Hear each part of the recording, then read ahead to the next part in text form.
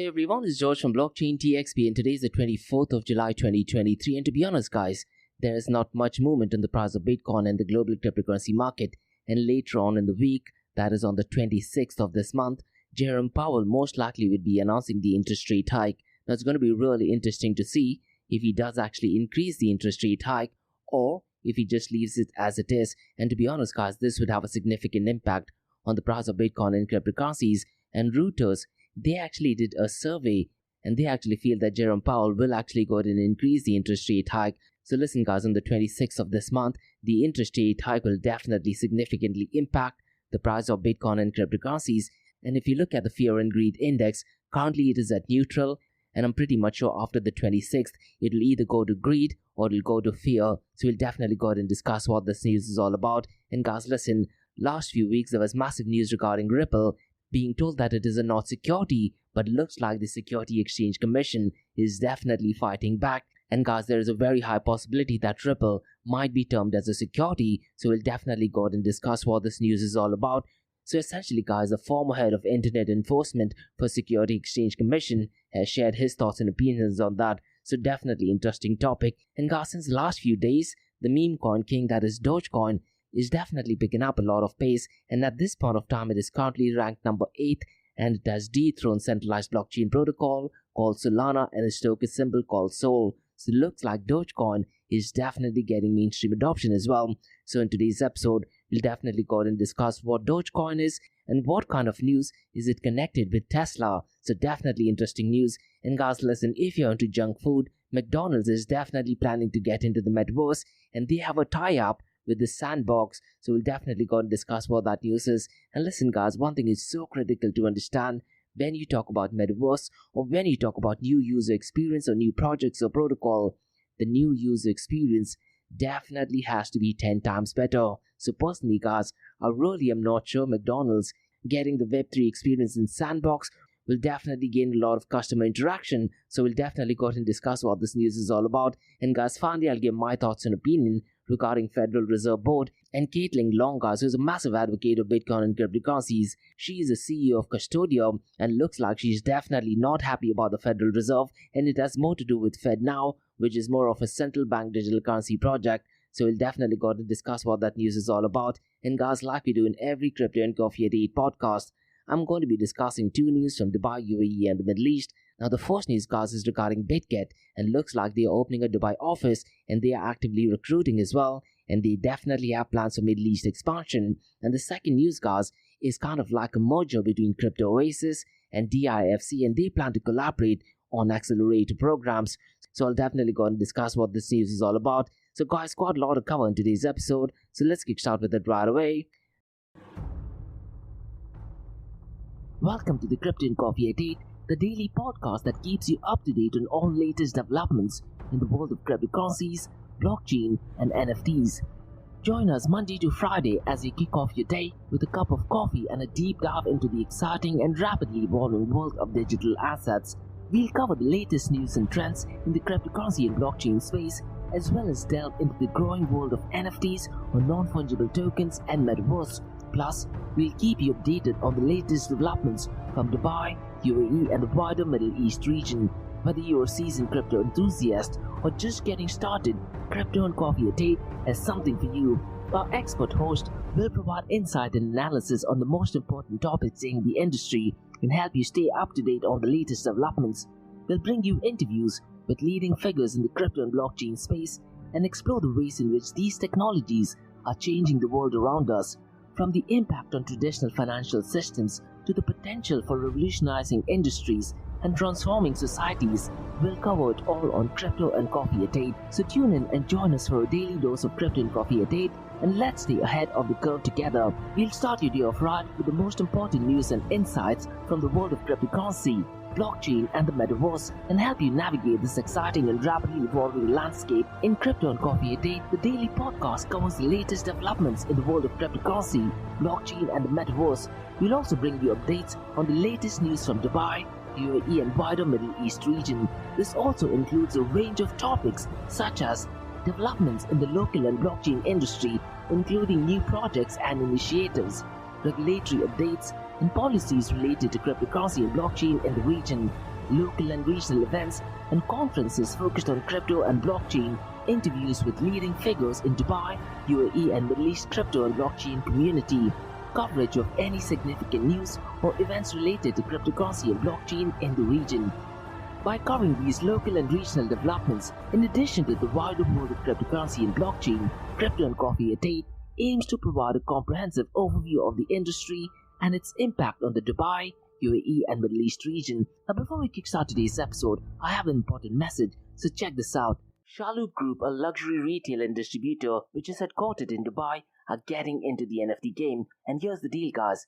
They are not just getting into the NFT and metaverse space, they are going to be shaping the NFT, metaverse and Web 3.0 space, which I believe is excellent not just for Dubai and UAE, but also for the global cryptocurrency community as well. And guys, Shalhoub Group's Web 3.0 sneaker brand called Soulmates revealed their first NFT collection on the 12th of April. Now what is really interesting is that it's called as Soulmates, so it's spelled as S for sugar, O for orange, L for Larry. Now instead of E, they've replaced it with Web3 and it is the number 3, mates.xyz. And guys, listen, Shalhoub Group has over half a century's worth of experience in luxury goods, and them getting into the NFT space is a massive deal. Now if you're a sneakerhead, you definitely need to check out soulmates.xyz. And once again, guys, the number is 3 instead of an E. It has all the information, and in the show notes below, you'll get all the information. And listen, guys, if you want to be an early adopter, you can also pre-mint it at www.premint.xyz/soulmates.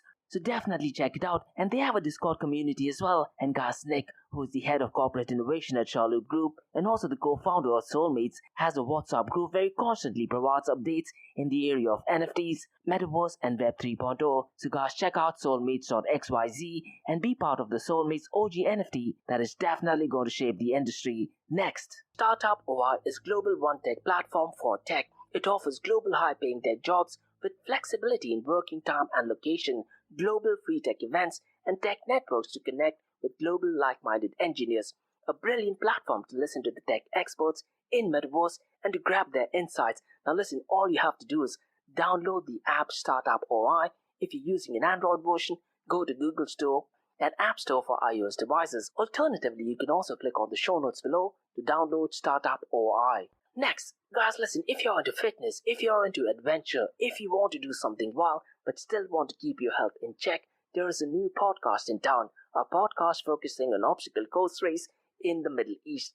The podcast is called the Race Pace Podcast. So check out the Race Pace Podcast across all leading platforms. And the Race Pace Podcast is a peer-to-peer community-driven podcast where they talk all about obstacle course race in the Middle East, from Sandstorm to Spartan Race, from Tough Mudder to Desert Warrior Challenge, and also the Government Gov Games, and quite a lot more. The podcast has interviews with athletes locally and internationally to get inside scoop on how athletes prepare for obstacle course race. In the podcast, they also talk about interesting stories on why they are motivated to do obstacle course race. And that's not all. They also plan to release 7 NFTs, and these NFTs are no ordinary. These NFTs will represent every emirate in the UAE. And listen, guys, these NFTs are going to be absolutely massive. So do one thing, go to Spotify, go to iTunes, go to any leading podcasting platform and search for Rise in the Obstacle Course Race podcast. And finally, guys, not your keys, not your crypto. If you have dabbled with cryptocurrencies and now are seriously getting to protect your cryptocurrencies, there is no better way to protect it by using a hardware wallet. And this is where Ledger Wallet kicks in. And Ledger Wallets are hardware cryptocurrency wallets made by Ledger, a company headquartered in Paris, France. And Ledger's hardware wallets are multi-currency wallets that are used to store private keys for cryptocurrencies offline. And Ledger offers 2 hardware wallets, the Ledger Nano and Ledger Nano X wallets. They are world-class experts with extensive crypto security backgrounds. They continuously look for vulnerabilities in Ledger products in a constant effort to improve the level of security. Now, in today's world, securing these digital assets is a critical challenge, and this is where Ledger kicks in. So click the link below to buy your hardware wallet and support this podcast. It is a brilliant way to support this podcast. So what are you waiting for? The link is in the show notes below. Now, guys, since we've taken care of that, let's kickstart by looking at the global cryptocurrency market. Now, to be honest, guys, since the last week or so, the global cryptocurrency market has been relatively flat, And what I'm really hoping is some massive news, something similar to, let's say, XRP, or maybe something to do with the interest rate hike that should actually pump the price of Bitcoin and cryptocurrencies. But more importantly, guys, I'm looking for more user adoption, and it's going to be really interesting but challenging to see how in the hell would Web3 actually boost a lot of user interaction. And guys, few weeks ago, Mark Zuckerberg did actually launch Threads, and on the first 24 to 48 hours, it did get a lot of users to get on board. But unfortunately, guys, the interaction is not there. And to be honest, guys, this goes back to the very basic thing which I keep saying again and again. In order for people to switch from current existing systems to new system, the new user experience has to be 10 times better. So the protocol called Threads definitely does not have 10x better user experience than Twitter. Now granted, it did get a lot of users on board, but unfortunately, guys, people are just not using Threads. Now I signed up for Threads the moment it was out, but to be honest, I haven't even looked at it since the last 3 to 5 days. But so far as Twitter is concerned, I'm definitely checking it maybe 10 to 20 times in a day. So whenever there is a new project, new protocol, or a new industry, the user experience has to be 10 times better. And we'll definitely go ahead and discuss this when we're talking about McDonald's moving into Web 3.0 protocol. Now, so far as the global cryptocurrency market is concerned, guys, it is at $1.20 trillion. And since the last 24 hours, it is marginally up by 0.29%. The total cryptocurrency market volume over the last 24 hours is also ridiculously low at $24.61 billion, and despite it being only $24.61 billion, it is up by 17.05%. So it's going to be really interesting to check the volume what it was on the 22nd and on the 23rd. Now the volume in DeFi, guys, is ridiculously low, and it is only at $2.29 billion. And so far as the total value locked is concerned, it is at $44.11 billion, and Lido is still dominating with $15 billion. Now one metric, guys, which I've been looking since the last few weeks is the decentralized exchange to centralized exchange dominance, and as of today it is at 13.39%. And this again goes back to the very basic point, guys. Once decentralized exchange does offer a 10x better user experience, the dominance will definitely keep on increasing, and hopefully one fine day we might have a dominance percentage of 40 to 60%. Now DeFi, guys, accounts for 9.32% of the total crypto market 24-hour volume. Now let me break down the 24-hour volume of DeFi protocols, because Uniswap is clearly an outlier and it is leading the pack with $609.78 million, followed by PancakeSwap at $153.98 million, a protocol called Sun, which to be honest I've seen it for the very first time, is at number 3rd at $138.77 million, followed by Curve Finance at $121.75 million, and finally Dodo, guys, at $78.36 million. Now, guys, let's check the volume of stablecoins. Now, the volume of all stablecoins is $21.16 billion, and look at the difference, guys. The total cryptocurrency market volume is $24.61 billion, and out of that, stablecoin accounts for $21.16 billion.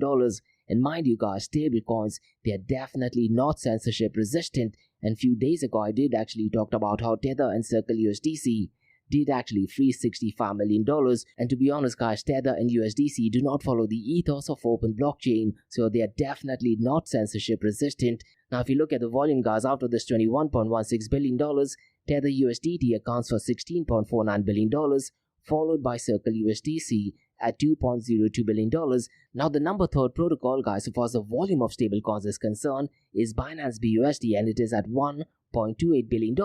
If you were to look at the market cap of stablecoins, guys, technically speaking, MakerDAO is number 3rd, and its market cap is roughly around $4.5 billion.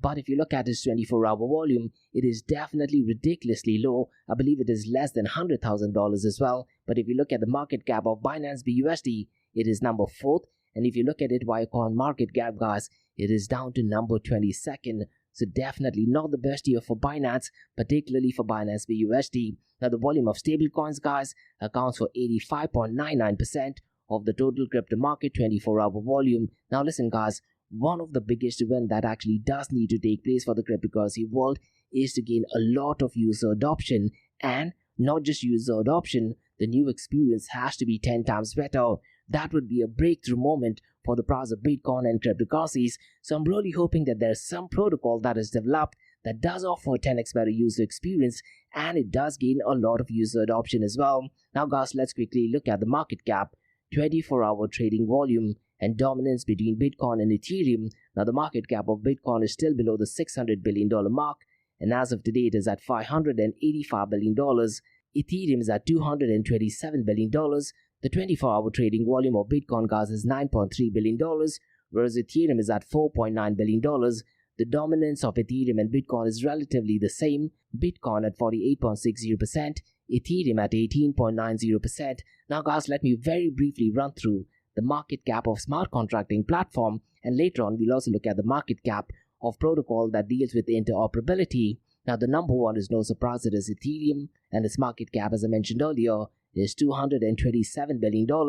The number second protocol, guys, is Binance BNB Chain at $37.2 billion, and finally guys, Cardano at $11.06 billion. Now listen guys, what would be really cool, let's say if we were to use artificial intelligence and create a blockchain protocol 100% designed by artificial intelligence, and I wouldn't be surprised if we go and feed in data, let's say for Bitcoin, feed in data for Ethereum, Binance BNB Chain, and pretty much all blockchain protocol, and ask artificial intelligence to create a blockchain protocol. I wouldn't be surprised if it comes up with something unique. We can also maybe feed in better user experience and garner more user adoption. It's going to be really interesting to see what the outcome would that be, and I'm pretty much sure ChatGPT by now, using let's say ChatGPT 4 and AutoGPT, can definitely come up with a really unique blockchain protocol. Now guys, let's look at the market cap of interoperability protocol, and the number one protocol, guys, is Cont, and it is up by a significant margin, and its market cap is $1.26 billion. The second one is Moonbeam at $167 million, and Synapse is number third at $131 million. Now in today's episode, guys, what I'm going to give out is basic level information on a protocol called as Cosmos.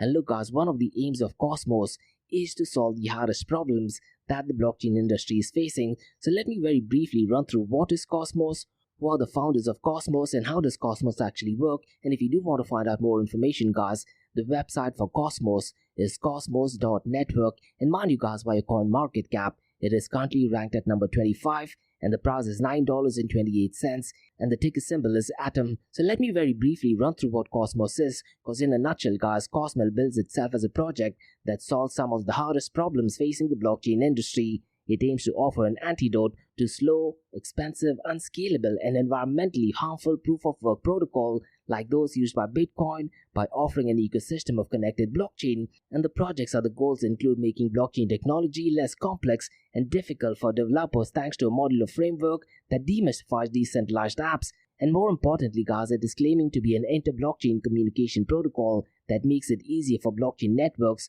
to communicate with each other, preventing fragmentation in the industry. And the idea behind Cosmos, guys, goes back before the 2017 ICO era, and the origin dated back to 2014 when Tendermint, a co-contributor to the network, was founded. And fast forward in 2016, a white paper for Cosmos was published and a token sale was held the following year.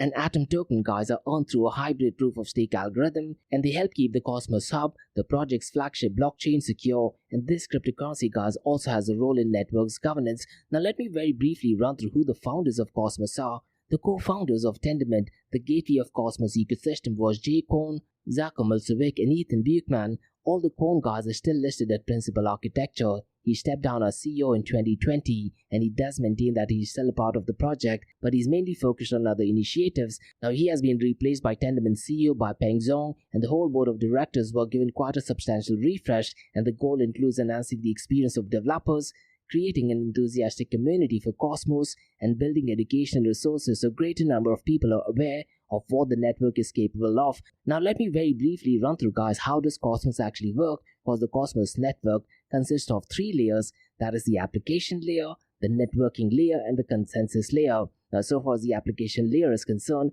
the application layer processes transactions and updates the state of the network, while the network layer allows communication between transactions and blockchain, and the consensus layer, guys, helps node agreements on systems' current state. And Cosmos uses a set of open source tools to connect various layers together and enable developers to build decentralized apps. Now let me very briefly run through, guys, what is it that makes Cosmos unique, because one of the major concerns of some in the crypto industry centers on the levels of fragmentation seen in blockchain network, and there are hundreds in existence, but very few of them can actually communicate with each other.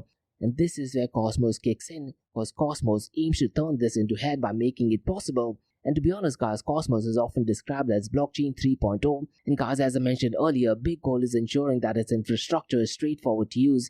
And to this end, guys, the Cosmos Software Development Kit focuses on modularity. This allows a network to be easily built using chunks of code that already exist. Long term, it's hoped that the complex application will be straightforward to construct as a result. Now, scalability, guys, is another priority, meaning substantially more transactions can be processed, a second more than old-fashioned blockchains like Bitcoin and Ethereum. And guys, if blockchain were to ever achieve mainstream adoption, they'll need to be able to cope with demand as well as existing payment processing companies or website to be even better. So those were some bits and pieces of information regarding Cosmos, guys. And if you do want to find out more information, the website is cosmos.network.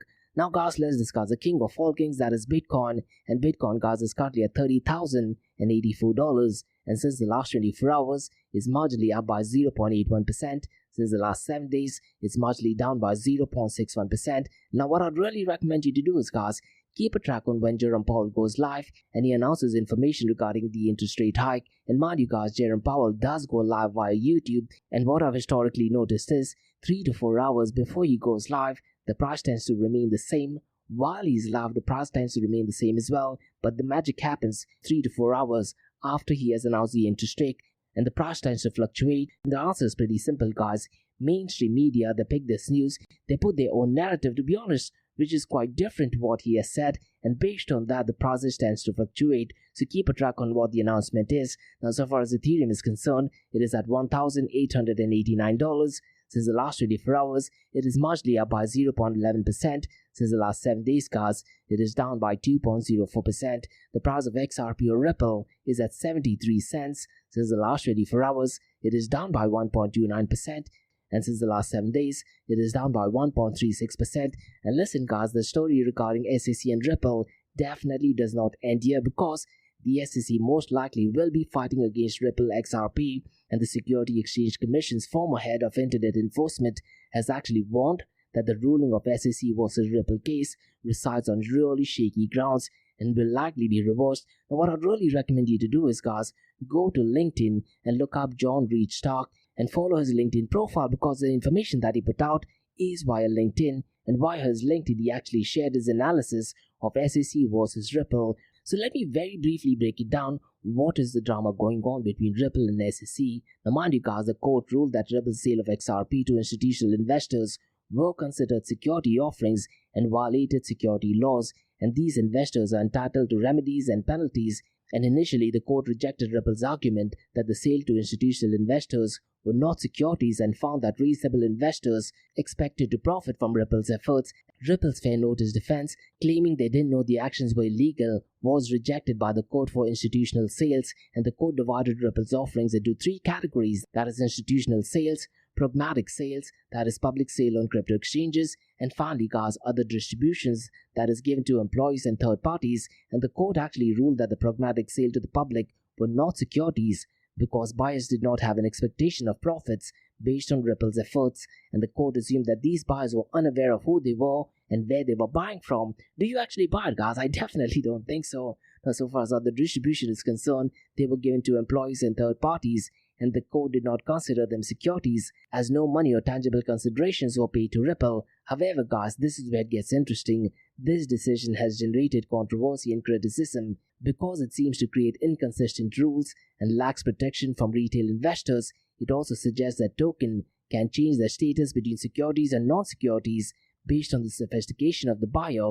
which goes against the purpose of security laws. And guys, what you also mentioned in LinkedIn is that the decision is not necessarily the final word, as the SEC might appeal, and most likely, guys, the SEC is definitely going to fight back regarding Ripple. And guys, it's also important to note that the other courts may come to different conclusions based on different circumstances, and ultimately this ruling may have significant implications for the cryptocurrency industry and the application of security laws to digital assets. And guys, listen, I'm no massive fan of SEC, but the answer looks pretty black and white, and unfortunately, guys, I do have to say that the SEC is right. And more importantly, guys, there is also an update in London, and give me the answer to this, guys.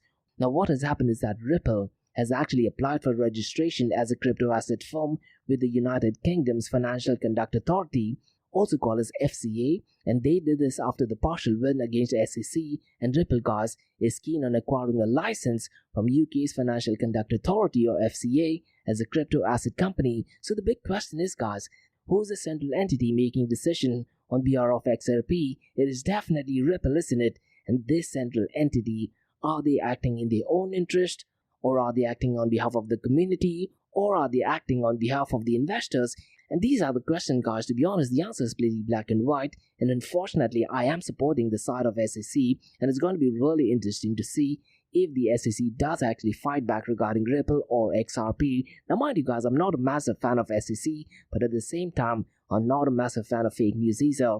Now because of this news, guys, the global cryptocurrency market, and particularly XRP, definitely pumped up. But since the last week or so, the global cryptocurrency market is relatively flat, and it's going to be really interesting to see how the Fed's decision about the interest rate hike could impact the price of Bitcoin and the global cryptocurrency market. And as I mentioned earlier, guys, one matrix a lot of people tend to look at is the Fear and Greed Index, and the website, guys, to check is alternative.me. And the number, guys, as of today, that is 24th of July, is 54, which essentially means the market is neutral. And there are different factors, guys, that the website looks at in order to get this matrix. They look at volatility, they look at market momentum volume, they look at social media. They used to do surveys as well, but looks like they are poor surveys. They look at dominance, such as Bitcoin's dominance or cryptocurrency's dominance, or even XRP's dominance. And finally, guys, they also look at trends. So if you do want to keep a track of the Fear and Greed Index, guys, the website is alternative.me. Now, guys, let's discuss the king of all meme coins, that is Dogecoin. And Dogecoin has actually surpassed Solana, and Dogecoin now becomes the 8th largest cryptocurrency after adding $1 billion to market cap, and has definitely overtaken Solana by a long shot. And there is also a tweet that is circulating right now, and that tweet actually states that Tesla has deleted Bitcoin in the source code of its payment page, but it still remains Dogecoin. Now, if you're someone into coding, what I'd really recommend you to do is, guys, look at the image of that tweet, and then maybe even check on Tesla's webpage and let me know what is circulating is actually fact or not. Because looks like, based on the code, Tesla has definitely deleted the Bitcoin option, but you can still pay via Dogecoin. And because of this news, guys, the Dogecoin volume is definitely picking up pace. And listen, guys, when you talk about user adoption, a lot of people are definitely confident and more than happy to use Dogecoin. And guys, on the episode that I released on the 18th of July in my Crypto and Coffee Date podcast, I did give a full breakdown on what Dogecoin is, who the founders of Dogecoin are, how it works, and quite a lot more. So please feel free to check it out, and make sure you give it a 5-star rating as well. Now, guys, let's discuss some news regarding McDonald's, and they are planning to get in the metaverse as well. And McDonald's, guys, has launched McNuggets Land in the sandbox, and they are actually inviting users to interact with the pixelated nuggets and play mini games. Now, unfortunately, guys, I really am not sure if people would actually use it unless they get free tokens. Now, mind you, guys, the fast food giant is celebrating the 40th anniversary of the menu item with perplexing new Web3 activation. Now, one thing which really surprises me, guys, and I really am not sure where Web 3.0 kicks in, because if you read through the official link, you have to go and register. Now, whenever there is any registration, which just means that someone on the back end is either approving it or either declining it. And is that the whole purpose of using Web 3.0? I definitely don't think so. But nonetheless, McDonald's having the McNugget in Sandbox also does not seem to make any sense. Because listen, guys, the user experience in Sandbox, to be honest, is actually going 40 years in the past, and I really am not sure what kind of momentum it'll have, let's say a month from now, or 2 months from now, or 6 months from now. And once again, guys, I really question how they are using Web 3.0, because there is an actual form, which means that most likely there's someone at the back end who's going to either approve it or decline it. And looks like, guys, a lot of the companies are just using Web 3.0 just to get some kind of marketing out of it. Now, guys, let's discuss some news regarding the Federal Reserve's interest rate hike, which is going to take place on the 26th of July. And Reuters article does actually state that the US Federal Reserve Board will raise its benchmark overnight interest rate by 25 basis points to the 5.25% to 5.50% range on July 26th. And they did actually do a survey of 106 economists, and this is the poll which is done by them. And based on the poll, guys, looks like a majority of them are still saying that it'll be the last increase of the current tightening cycle. Now, what do you guys think? Personally, guys, I don't think that Jerome Powell will be increasing the interest rate hike, but what I'd really recommend you to do is He does go live on YouTube, so definitely check it out. Now, the big question is, how will this news impact the price of Bitcoin and cryptocurrencies? And mind you guys, this is only my opinion and definitely not financial advice.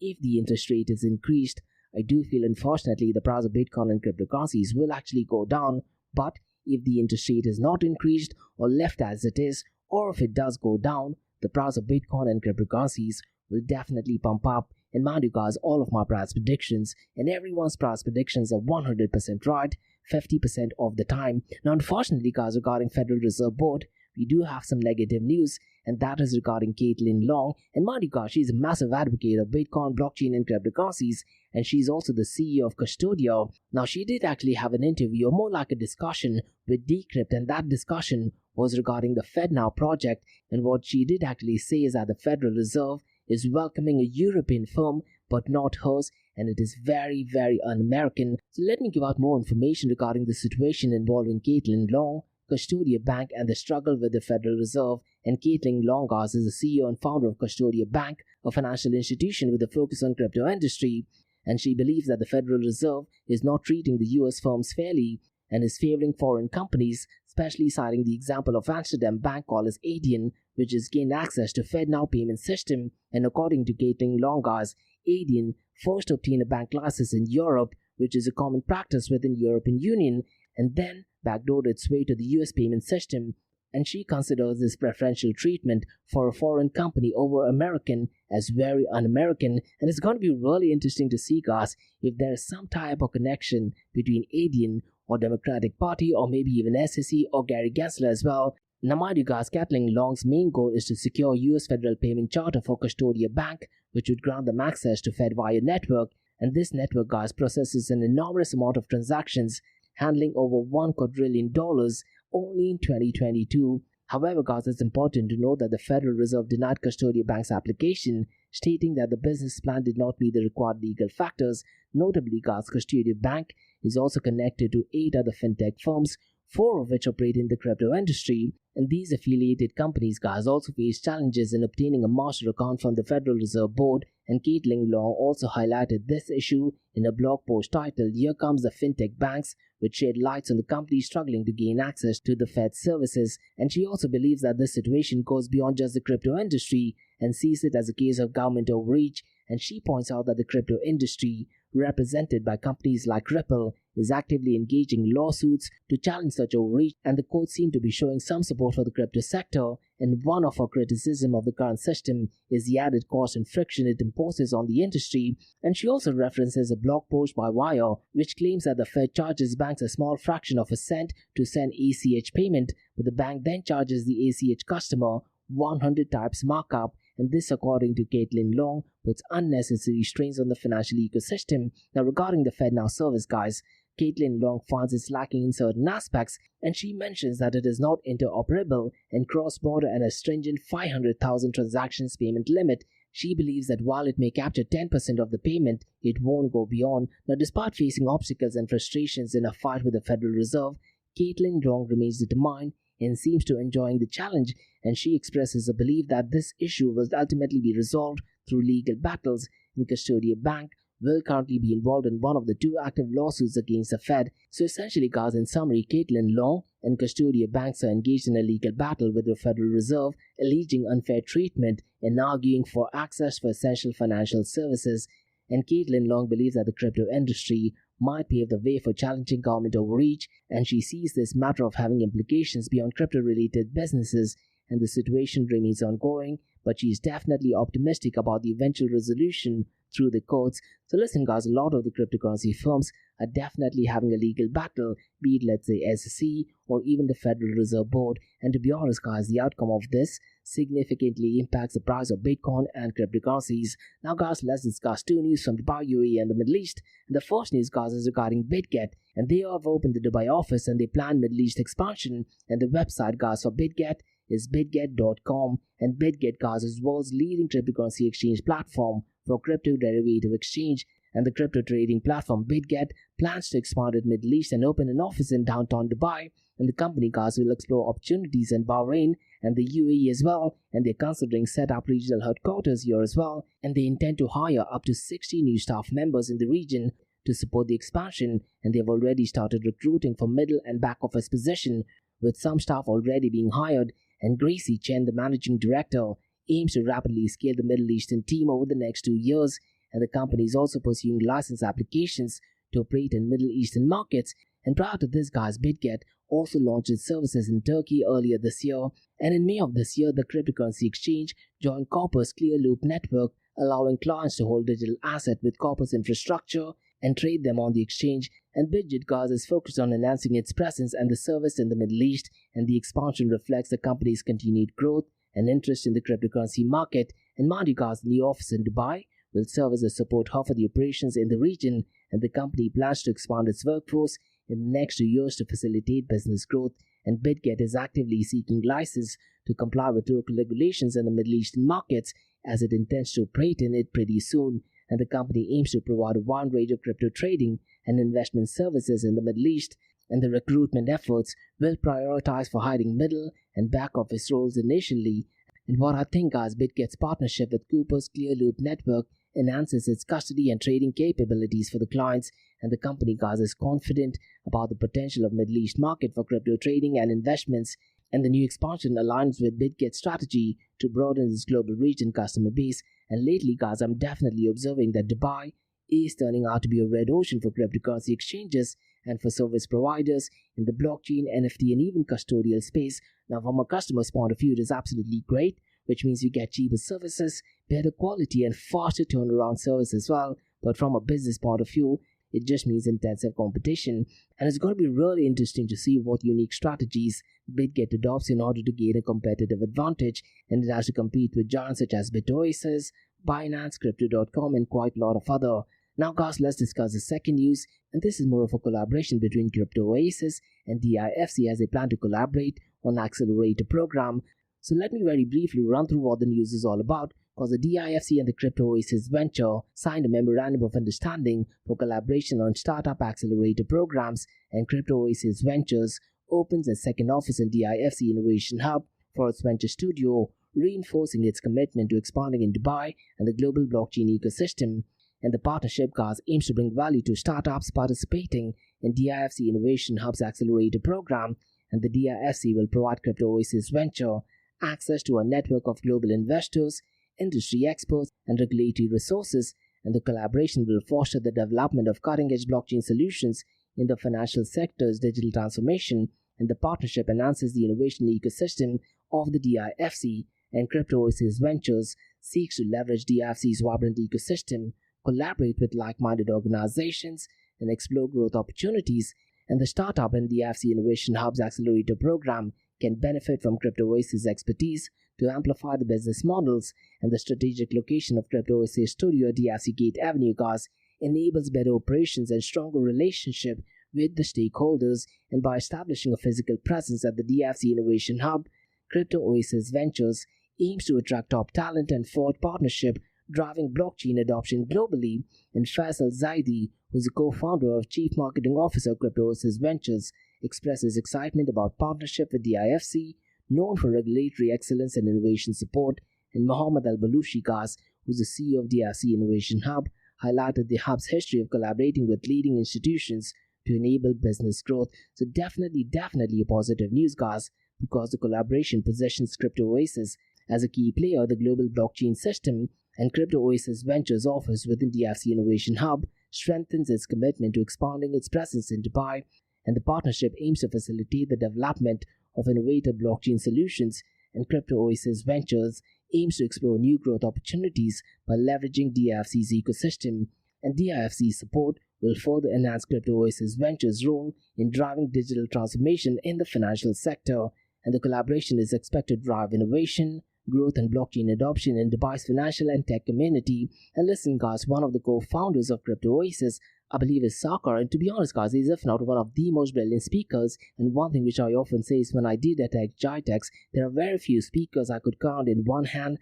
that were actually legitimately good, and he was definitely one of them. So those were the news guys from Crypto and Coffee Date from Blockchain DXB. In case if you guys have any feedback or suggestions, drop me an email to info@blockchaindxb.com. Check out my website www.blockchaindxb.com, and also check out another website that is area2071.com that talks everything about metaverse. And guys, if you like listening to this podcast, please click on the follow button, give it a 5-star rating, and share the word across. Now for the next few minutes, it's going to be an Ask Me Anything series where you listeners can ask any questions regarding Bitcoin, blockchain, beyond blockchain, cryptocurrencies, NFTs, DeFi, and metaverse. So let's kick start with the Ask Me Anything series.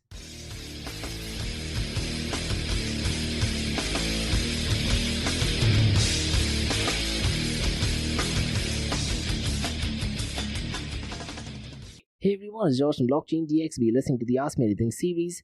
Question by John who asks, do you think that McDonald's experience in the sandbox will be a hit? To be honest, John, that's exactly what I mentioned earlier on today. I definitely don't think that McDonald's experience in sandbox will be a massive hit. It just might be a temporary move to get a lot of users on board, and most likely what I feel, and I could be wrong, is that what McDonald's will be offering is some kind of promotions which you'll be able to utilize, let's say, in retail stores. But to answer your question, I don't think it'll be a massive hit at all. As a matter of fact, I can very confidently say that it's definitely going to be a failure. Now, if it is just a one-time event, then I definitely do think it'll be a massive hit, because it'll definitely get a lot of users on board. But if it is, let's say, an ongoing thing or a permanent protocol similar to, let's say, what Thread is, I definitely don't think it's going to be a massive success. And one thing, John, which I repeat quite often is, the user experience in Sandbox is definitely not 10x better. As a matter of fact, it is 10x backwards, because if you were to actually go to Sandbox and look at what they are offering, and if you were to compare it, let's say, with Apple's Vision Pro headset that they're going to be launching most likely next year, it is not even comparable. What the experience right now is and what Sandbox is offering is actually far behind. What it should be is not just what it is right now, but it should be futuristic, and the user experience has to be 10 times better. But what I do feel, John, is because of this news, the price of Sandbox or the Sand is definitely going to pump up. And essentially, that's what all this news is all about. The more news regarding partnership, the more news regarding collaboration, they definitely pump up the news. I have another question by Rakesh who asks, did you attend the event last week at DFC Blockchain and Banking? And how do you think it was? To be honest, Rakesh, I definitely did attend the event. And to be honest, I wasn't surprised, because it was the same thing which has been going on in the blockchain world. And I'm pretty much sure this is the same theme that echoes all around the world. But unfortunately, I have to say that the event in the IFC blockchain event was definitely not as per my expectation. As a matter of fact, I did not expect too much out of it as well, because what I very strongly feel, Rakesh, the theme should not have been blockchain and banking. Rather, it should have been, because blockchain is a macro concept. And once again, I was hoping that they do actually talk about Bitcoin, but unfortunately, they did not mention anything about Bitcoin. There was only one of the speakers or the host or moderator, called Talal, who's the CEO of CoinMena. He tried to talk about Bitcoin, and one of the questions that he did actually ask is, with blockchain getting into the banking industry, who are the people who are going to be made redundant or completely disappear? And looks like the panel members did not even understand what the question is, and they completely ignored it. But that, to be honest, was an absolutely brilliant question. And at that event, Rakesh, I think they were talking a lot about central bank digital currency.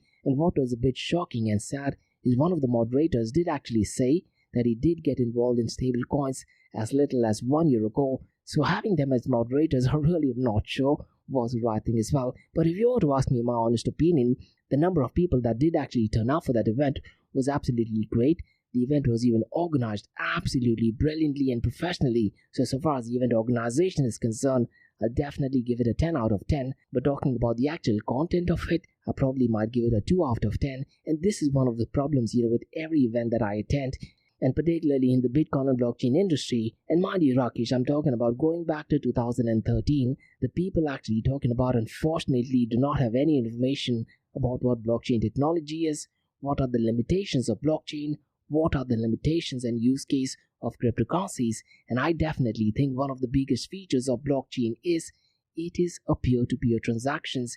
Anytime there is a central entity or middle person involved, the whole purpose of using cryptocurrencies completely goes to waste. And one thing a lot of them still don't understand, that one of the biggest innovations of Satoshi Nakamoto was he actually solved the double spending problem, and he did that by implementing cryptography, mathematics, and hashing algorithm. And blockchain technology are inherently slow, and it focuses more on trust. And that is one of the key features of blockchain technology. And a lot of the people, they're talking about transactions per second, but it's so critical to understand the whole blockchain trilemma problem, that is decentralization, privacy, and security. And unfortunately, any blockchain protocols that do actually promise a higher TPS or higher transactions per second, they're either compromising on security or they're compromising on decentralization, or distributed, how I like to call it. So those are my thoughts regarding the DFC blockchain and banking industry. But if there was a future event, I'll definitely attend, and I'll be really curious to see if the event is named as banking in blockchain or Bitcoin, not blockchain, or Lightning Network, not blockchain. So those are my honest thoughts and opinions. So that's about all, guys. I'm Crypto and Coffee Date from Blockchain DXB. In case if you have any feedback or suggestions, drop me an email to info@blockchaindxb.com. Check out my website www.blockchaindxb.com, and also check out my other website, that is area2071.com, that talks everything about metaverse. And if you like listening to this podcast, please click on the follow button, give it a 5-star rating, and share the word across. And remember, guys, Monday to Thursdays 8 a.m. to 8:30 a.m. we have Crypto and Coffee at 8, where we cover top news and information pertaining to Bitcoin, blockchain, beyond blockchain, cryptocurrencies, NFTs, DeFi, and Metaverse. Another series of episodes on Crypto and Coffee at 8 works is we usually cover some top news and information pertaining to the price of cryptocurrencies, some major breaking news, occasionally short and sweet news as well, news that has an impact in the cryptocurrency world. The other two news and information is related to Dubai, UAE, and Middle East in the world of Bitcoin, blockchain, beyond blockchain, cryptocurrencies, NFTs, DeFi, and Metaverse. And what you're listening to right now is the Ask Me Anything series, where you listeners can ask any questions regarding Bitcoin, blockchain, beyond blockchain, cryptocurrencies, NFTs, DeFi, and Metaverse. So thanks so much for listening, guys, and have a nice one. Bye-bye.